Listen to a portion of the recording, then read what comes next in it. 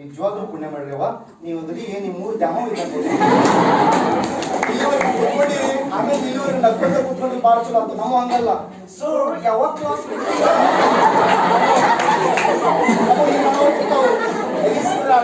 Style ನೋಡ್ಬೇಕು, ಆ lipstick, ಆ ಪ್ಯಾಂಟ್ ಇವತ್ತಿಲ್ಲಿ ಒಳ್ಳೆ ಸಂಸ್ಕಾರದ ನಿಶ್ಚಿತ ಇನ್ನೂ ಒಳ್ಳೆ ಸಂಸ್ಕಾರ ನೀವೆಲ್ಲ ಹಾಕೊಳ್ಳೋ ಡ್ರೆಸ್ ಹೆಂಗದ ನೋಡ್ರಿ, ನೆನ್ಪಿಟ್ಕೊಡ್ರಿ. ನೀವು ಹಾಕೊಳ್ಳೋ ಡ್ರೆಸ್ ನಿಮ್ಮ ಮನೆ ಅಡ್ರೆಸ್ ಅನ್ನು ಹೇಳ್ತಾವ.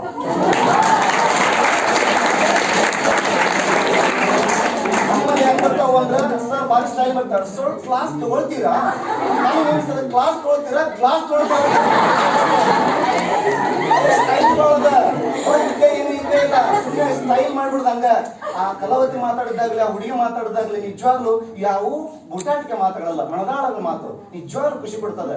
ಒಬ್ಬ ಹುಡುಗಿ ಈ ರೀತಿ ಮಾತಾಡ್ತಾಳಂದ್ರೆ ಯಾವ ರೀತಿ ಶಿಕ್ಷಣ ಸಿಕ್ಕಿರ್ಬೇಕಿಲ್ಲ ಅಂತ ಅನ್ಸುತ್ತೆ. ಅದಕ್ಕೆ ನನ್ನ ಪ್ರಕಾರ ಈ ಕಾಲೇಜು ಒಂದು ಗುರುಕುಲ ವ್ಯವಸ್ಥೆಯಲ್ಲಿ ನಡೀತಾ ಇದೆ ತಪ್ಪ ಇಲ್ಲ.